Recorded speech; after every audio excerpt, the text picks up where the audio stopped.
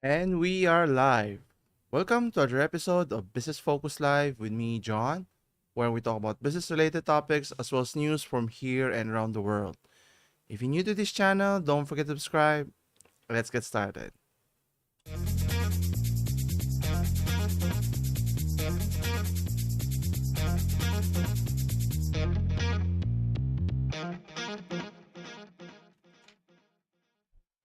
And we're back. Thank you again for joining today. So today is October 21st, 2022. Halloween is fast approaching, which means Christmas is just around the corner. In this week's episode, we'll be talking about some interesting things that's been going on this past week or so. None more so than our first topic, which is more on game related in terms of what's supposed to be a typical launch of a new IP, not necessarily a new IP, a sequel of a popular IP, Bayonetta. In this case, the third series from the title itself has has not been going on smoothly in terms of the controversy that surrounds how the main protagonist voice actor here is not getting paid here, and now the voice actor has spoken out, and now the company is refuting or not saying. So there are conflicting reports, so which is true, which is not. But it goes, the problem could go deeper in terms of how the industry is dealing with this situation in terms of paying voice actors in general here. Next is we'll be talking about an internet giant in South Korea, Kakao, wherein its CEO is embroiled in another controversy that necessitates the stepping down from his main role here. So what happened here? So we'll take a look at that. Also, we'll be talking about something interesting on the electronics segment in terms of an e-bike that's considered a supercar of sorts. I don't know if that's true or not. We'll take a look at that. And does it make sense to own an e-bike? Obviously, a bicycle, self-propelled bicycle is more than a plenty. Do we need this e-bike that is even faster than a typical e-bike here? So we'll see there. And segueing to Honda now in the automotive in terms of they've now forayed into the e-business in terms of not just offering vehicles but in terms of offering an electronic moped here. Now will there be a demand here? Is this going to pan out for the company? We'll take a look as well. And lastly, we'll be discussing a game that's been in the market for some time, has now been ported to the Switch. I'm talking about the No Man's Sky game. But is it a good game? That, not all games that is converted or ported to the Nintendo Switch hasn't been that, shall we say, performing well in terms of performance, as mentioned. And obviously, not all games are created equal, especially the limitations of what the Switch is. So we'll take a look at that, if it's a good investment to purchase if you are a Switch console owner here. So anyway, so let's get it started. So as mentioned earlier, the issue with Bayonetta's voice actor, who reportedly was offered at least 15,000 for the role. So the company has spoken up, contrary to what the voice actor has been claiming here. So let's take a closer look. So according to IGN.com, new evidence has emerged regarding the voice actor Helena Taylor was offered at least 15,000 to reprise the role in the forthcoming sequel, contrary to her claim that she was only offered 4,000 to play the lead. Now, obviously, whether it's true or not, if one side is telling the truth over the other, but in terms of voice actor, obviously, if you're the main voice of the main character of any game, imagine who was the actor that played Nathan Drake's character there? Obviously, if you're not paid, substantial to the market price, then the company has a lot of explaining to do. On the other hand, if it's as they claim, they're willing to pay above market value, then is the voice actor Helena here asking for more here, which I think, regardless of the case, I think she can do that because she is known for that role, and skimping on that cost because the game was that popular, and obviously paying thousands of dollars for a voice actor's fee is a small sum, regardless if it's 4,000 or 15,000 at that. And the question here is, does is the problem go beyond than just the he said she said here? And come to think of it, when you talk of voice actor, one of the more popular actors, who voices the main character protagonist of Batman from way back in the early 90s all the way to the present, which is none other than Kevin Conroy, which is synonymous to that character, of how he breathed life to that character, which is very interesting on how he portrayed it. And even up to this day, uh, his his uh, his voice is synonymous with that character here. Anyway, it mentions here that the reports has been corroborated with VGC, citing documentations as well as two people familiar with the negotiations who say that Platinum attempted to hire Taylor for 5 sessions lasting 4 hours apiece, each of which would have been 3 to 4 thousand. And according to VGC, that would have been a significant increase on Taylor's fee from the second game here. Now, according to Jason Schreier, who mentioned this, to be clear, I have not heard anything for Platinum Games, its executives, or its PR people. I suspect that as is usually the case, the company's management would not be thrilled that people involved have talked to me, no matter how the story makes them look. And obviously, either way, if what the voice actor Haley is stating is true, then obviously paying tens of thousands of dollars compared to the millions of dollars that the game would generate is a small price to pay to be able to play the game as it's intended. Now, this brings the fact that the game of Metal Gear Solid, if you're familiar with that, for the who was the main actor again on voice actor Metal Gear Solid. Yeah, it was David Hayter. I forgot. And then for the success of the series, they used the actor David Hayter for the entire duration until the last one in I think the fifth series, I think. And then they cast a known actor, which is Kiefer Sutherland, which didn't make sense, because if the actor is synonymous to that role, then it would have been reasonable to continue using, and you don't have to pay a lot of money, because the voice is not in terms of if it's a known actor who's playing it, but the one that was people has been accustomed to for the longest time. And then let's look at the voice actor. I think it's Kevin North who voice actor the Uncharted. Let's see, Uncharted. Yeah, Nolan North, not Edward North. I think that's a different actor. So it was Nolan North who voiced that actor. It would be egregious if someone else were to play that character other than him, that is tied up to his character here from the first all the way to the fourth iteration of the Uncharted series here. Anyway, so it mentions here, going back. So according to the report, Taylor rejected these terms, asking for a six-figure sum and residuals instead. After lengthy negotiations, Platinum subsequently hired someone else, so Jennifer Hale, to take on the role of Bayonetta. Taylor reportedly declined a subsequent offer of a cameo, and which goes back to the main point here. Obviously, if you're known for voicing the role and you did a spectacular job, it just looks like it that the company is not willing to pony up that extra money.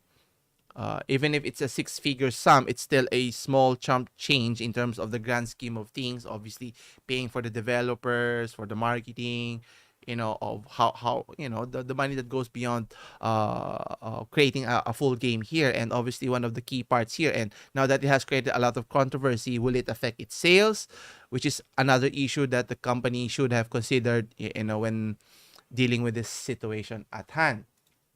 Anyway, Taylor mentioned that the report, as mentioned earlier, is an absolute lie in a statement to both Bloomberg and VGC, claiming that Platinum was trying to save their ass and the game. She also said that she stands by everything in the video, which goes back to the main question here: who's telling the truth, who's telling the lie, and obviously, shortchanging your employees, regardless if it's the developers themselves, or in this case the voice actors, is a concerning practice that should be dealt with, or is this part of the nature of the beast in terms of game development? And obviously, the games are trying to cut on certain costs. Obviously, the game itself, they cannot skip on, otherwise players or gamers would not play the game here, which leads to another fact, which I think I don't agree with what the voice actor Taylor did, which is tweeting that urging fans to boycott the game. Now, if you have issue with the pay, obviously you address it with the company, and asking gamers to not support it. Obviously, this not just affect the individual here, the voice actor, or the management, but the entire team that has helped create the game here. And obviously, it's not their fault. And if the story is true, as mentioned earlier, then the fault lies on management. And what has management said? So they're trying to craft a story here to make them look good. But at the end of the day, the fact that the actor has said something about it is a very curious here. So regardless if it's true or not, the point here is, it is what it is. And the fact that, according to the director, Hideki Kiyami tweeted that it was a sad and deplorable about the attitude of untruth. Well, provide data to support that. Don't just say. That's why I'm not so much for when you have opinions, you just voice it in Twitter, because obviously it's not fact checked, or they can say their own opinions, and whether that's true or not is a very gray at best here. And Miss Hale mentioned that every actor's right to be paid well is important, but she was not at liberty to speak on the situation. Now, for the new actor, obviously she's not a preview to the current situation of what's going on. But obviously, if I'm the actor stepping into that role, and one would think that what happened here, what necessitate that the previous main character or main actor who voiced that popular character has suddenly left, then there must be an issue here. And obviously, she has nothing to do with replacing her, but accepting that role. And if the Miss Haley was voicing her concerns, and let's say worst case scenario, if the gamer fans were still pissed that it's a different actor here altogether, and that could sabotage the performance of the game in itself. And needless to say that asking for a boycott is not the right way of going about of the situation. Obviously, this could have been handled internally, so that it could have been what do you call this, could have been dealt much better here. And obviously, the new actor voicing the main character Bayonetta, Jennifer Hale, obviously, she can't speak too much about it, because even though she's a popular voice actor, there's such a thing called as NDA, so she's not allowed to speak up regarding certain issues while she's still under contract, or for however long is the duration before she can even speak about the games here. And obviously, at the end of the day, the issue at hand here is, if the issue is true, then there is a serious concern of, it's not just game developers being underpaid. Then there's this toxic culture of crunch that they call it, and now even voice actors, being paid a measly sum. But the voice is a very integral part of the believability of the character that you're playing, whatever the game is. Imagine, Metal Gear, didn't pan out, and the voice is synonymous with the actor, or that voice actor, and just any other game that you can consider here. And obviously, we'll stay abreast of this situation of how it progresses, and hopefully it can be settled rather than let it fester before Otherwise, it could significantly hamper the performance of the relaunch of the game, or it could be not. Who knows here, but we'll wait and see. Anyway, continuing with our story. So in terms of the tech industry, I think we've talked about Naver, South Korean tech giant that's acquiring businesses last time. Now, another company who is in the hot seat, Kakao CEO Kung Hwon had to step down after massive outage disruptions with its 53 million global users here. And this is according to techtimes.com. And for those who are not familiar, Kakao is it? Let's see here. Kakao, let's start. So Kakao, he has mentioned, is a South Korean internet company that was established way back in 2010. Kakao is a free service of Kakao Talk chat of charge with internet connection. So it's I don't know if there's an approximate similarities that offers in other countries. That's why it's very popular here. So who would like to have this service that's free to charge? So that's why they have a significant chunk of their users worldwide, and 53 million is not a small amount of users here.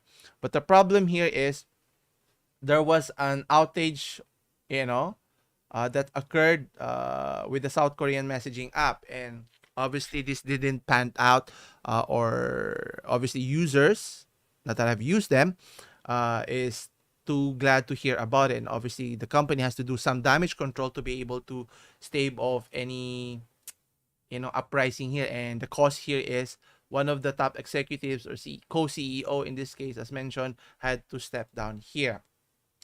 Now, before his resignation, Hun issued an apology for the affected users for the service disruption. But the question is, what caused the disruption, which is kind of surprising here. But the former CEO mentioned that they will do their best to restore their users' faith to the messaging app. He added that the company will make sure that the case won't happen again in the future. Well, tough luck. No amount of promise that the company or CEO will do. If it happened the first time, it's more likely to happen again the second time, whatever the cost may be. If their infrastructure is not in place, they don't have the necessary personnel, facility, or not investing or spending enough to be able to satisfy the needs or demands of the user base here. And obviously, for the user, this, if you are only, your only option of using such service is monopolized by Kakao here, then obviously it gives them more power or gives them monopoly in the market here, which obviously is never good for the consumers like us.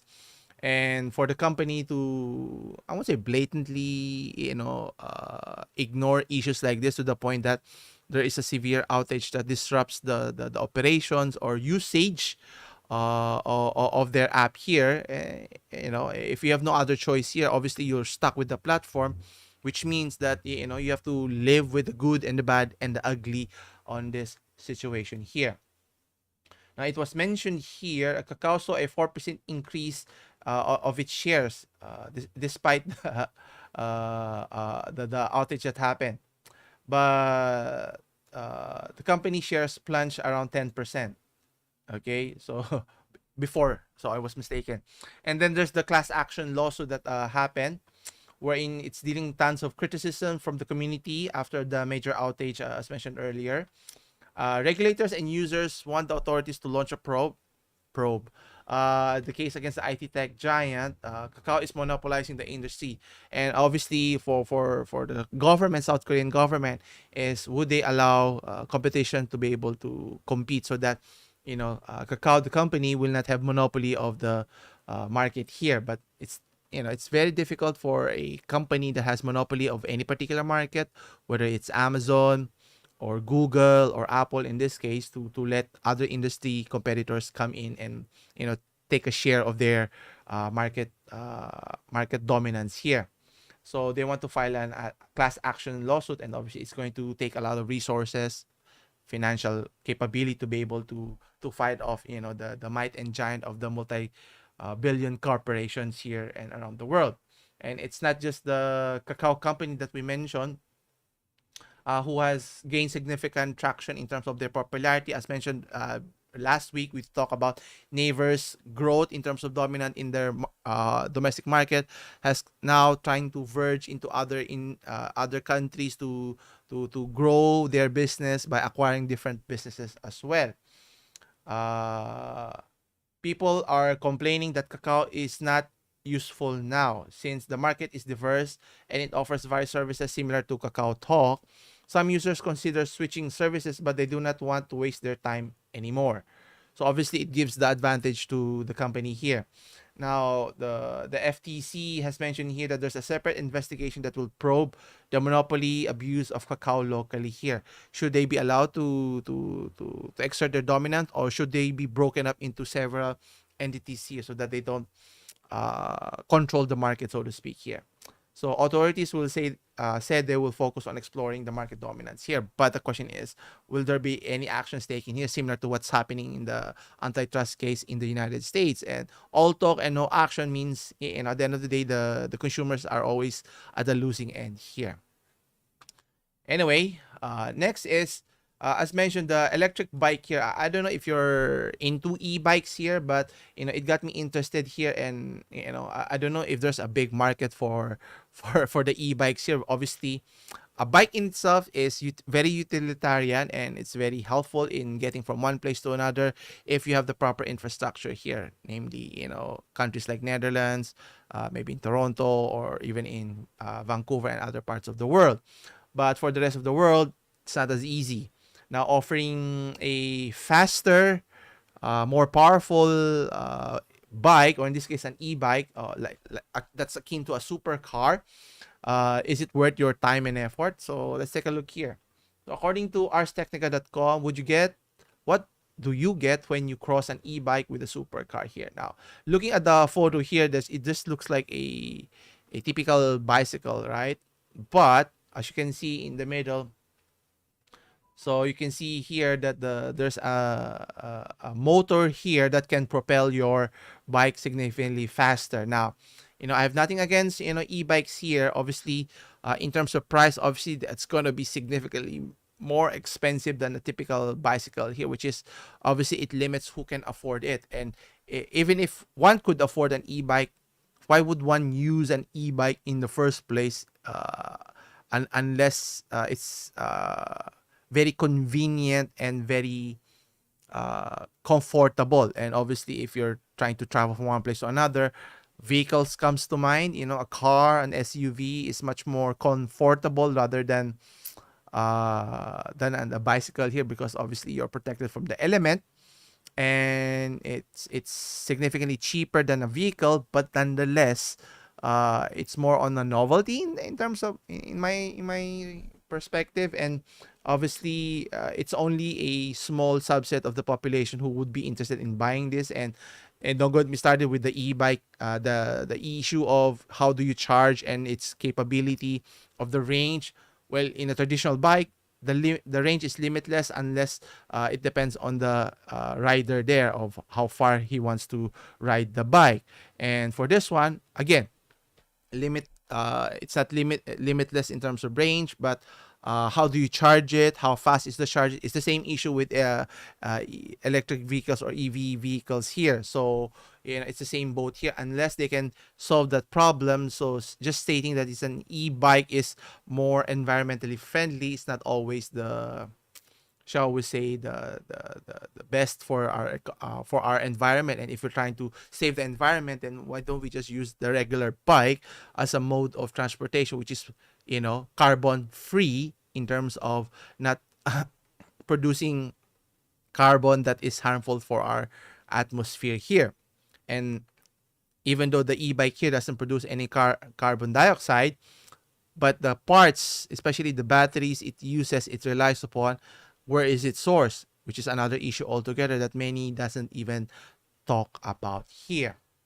but we'll see. I mean, there's always a market for novelty items here. I don't think it will be as popular as a typical bicycle or even an automobile here, let alone a hybrid of those two. So we'll see here.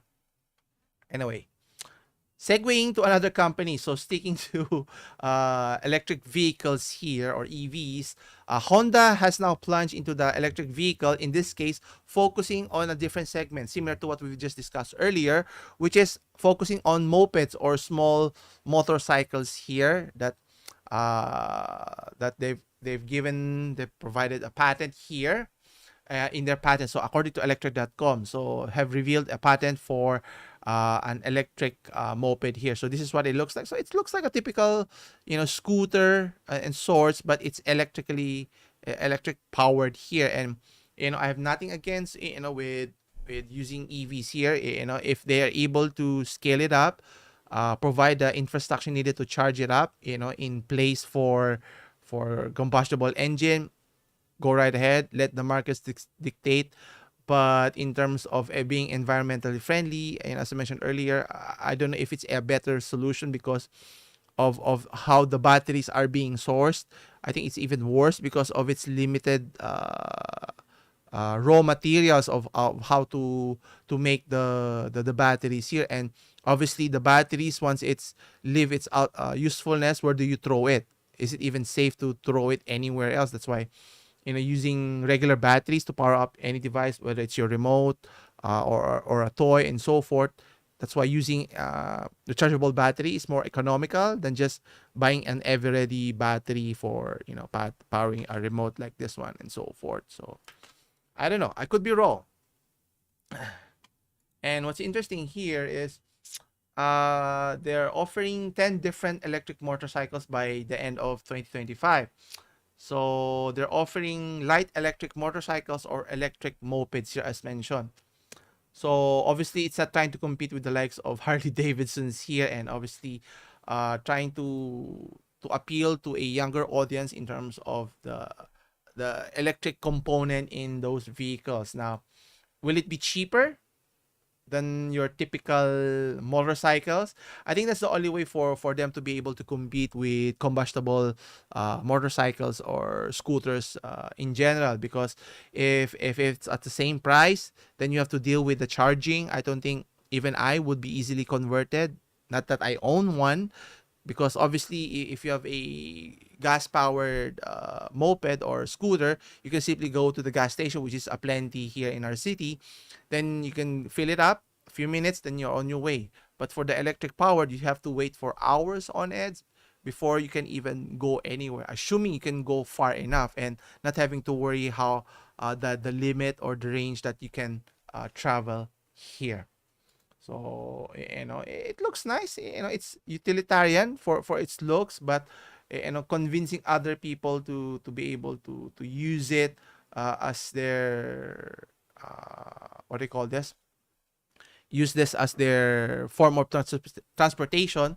We'll have to wait and see. I think, but there's still has its uses. Not saying that it's not practical here, but anyway, could be wrong.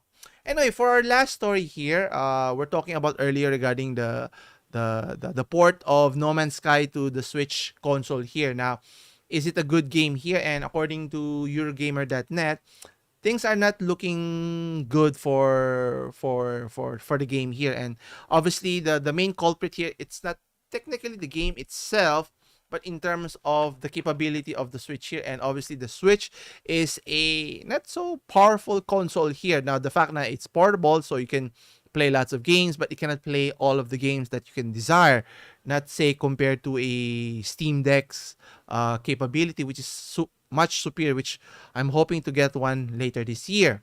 But for the game here, according to the article here, according to Oliver McKenzie, mentions that it's serviceable in what it's able to do, but in terms of performance, you're much better off playing in other consoles, whether it's PlayStation or playing. I don't know if they have it in PC or even in Xbox here, but obviously the portability is the advantage that Switch has. But I don't know if that has come to an end, but If Valve can get their productions properly and distributed worldwide, I think it's going to supplant Switch sales for the foreseeable future. But obviously, right now the supply chain has been scarce in its respect, being able to only supply North American countries, and now they're trying to offer other regions, whether it's in Europe, in Asia, in Japan, or even in Singapore, Australia,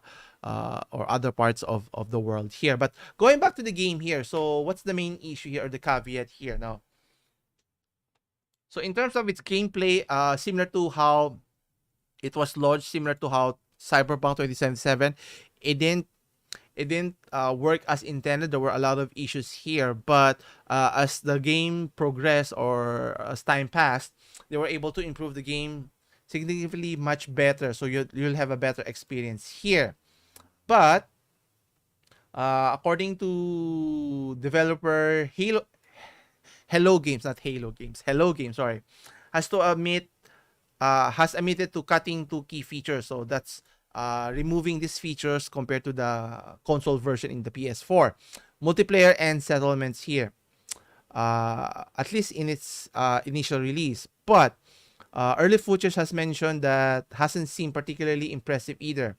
But for the prospect of a virtually infinite universe in the palm of your hands might be enough to offset that. So obviously, is it going to be an enjoyable one? You get to explore the world to your heart's content.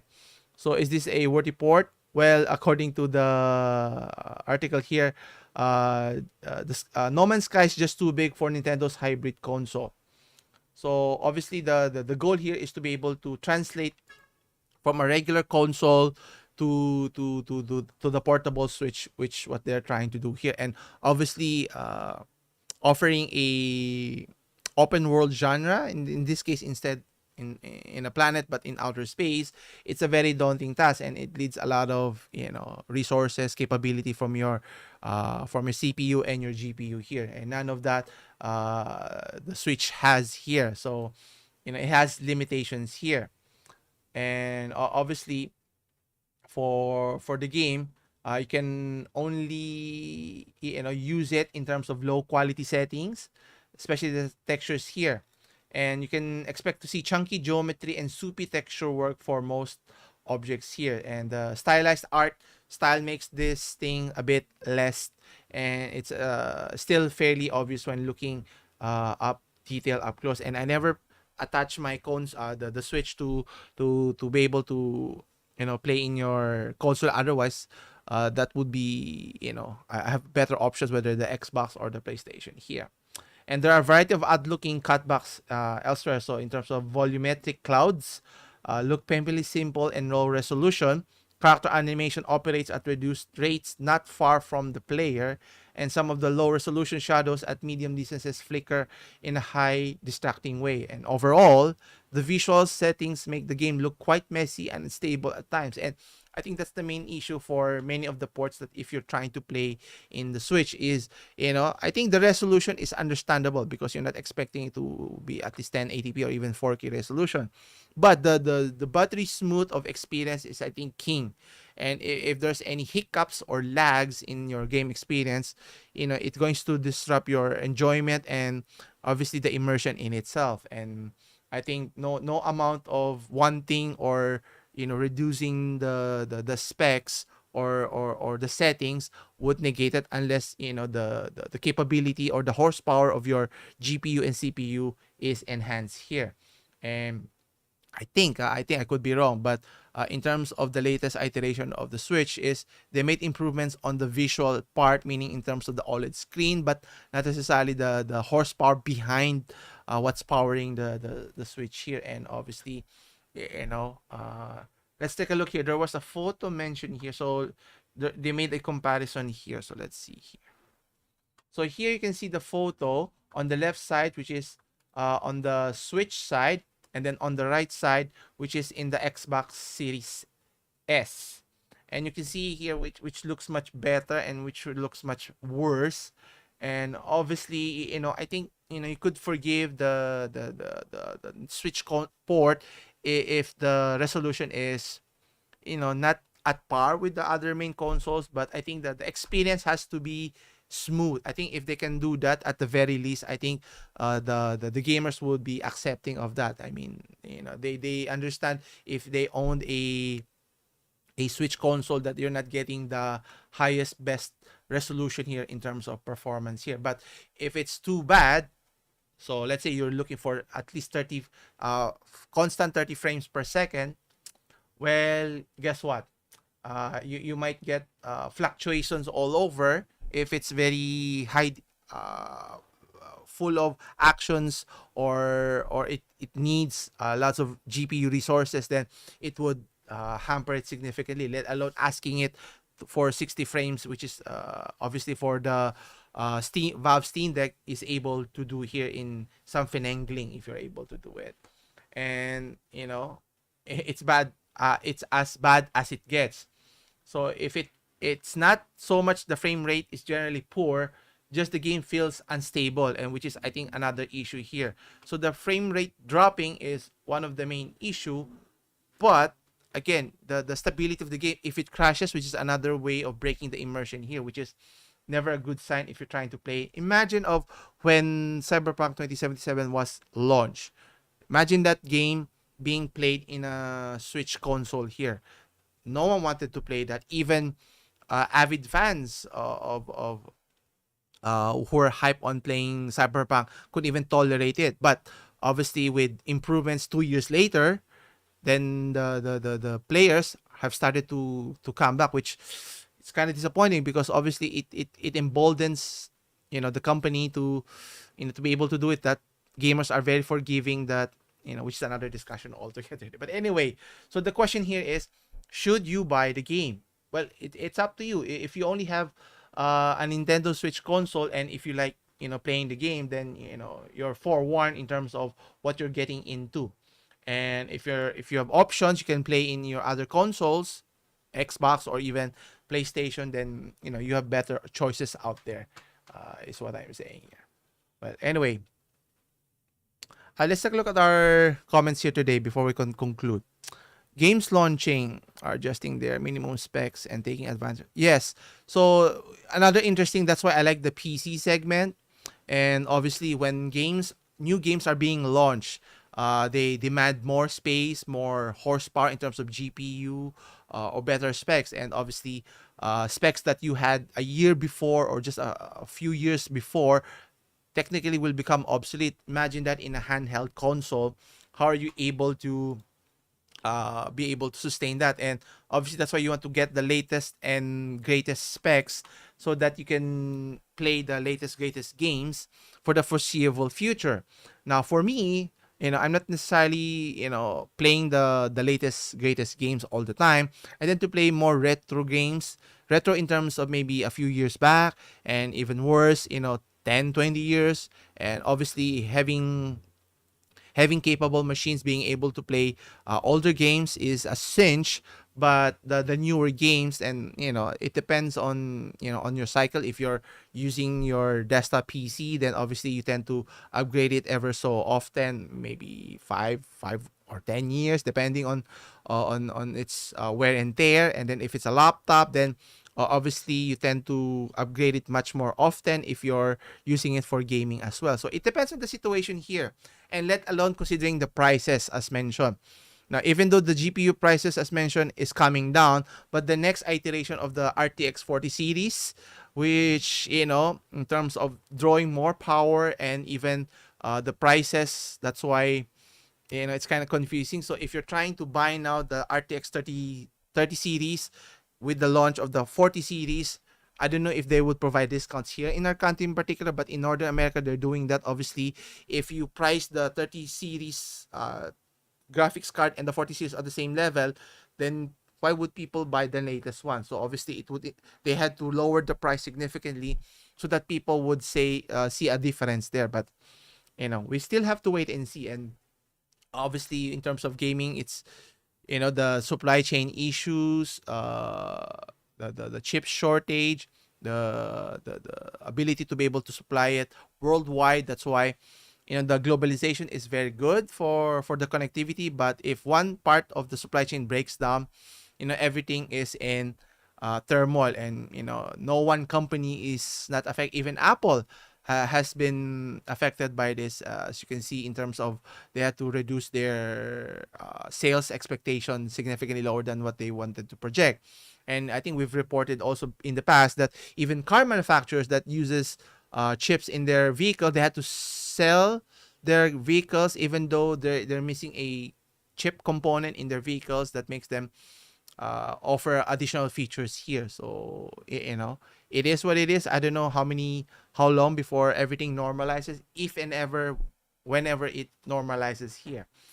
But that's why I have to stay tuned so we can update everyone here with regards to the goings on here and around the world here. Anyway, I think that's about it for today's discussion. Come back again on Friday for more business focus live here. Anyway, leave your comments down below if you have any question on today's topics or any questions regarding our discussions on other videos as well. Or you can check out my other videos. Every Wednesdays, I have business updates, updates on what we've discussed on every Fridays. And you can also check out Monday Checklist. I often upload weekly or every other week, so it depends. And continue supporting the channel. Anyway, as always, I'll see you in the next one. Take care.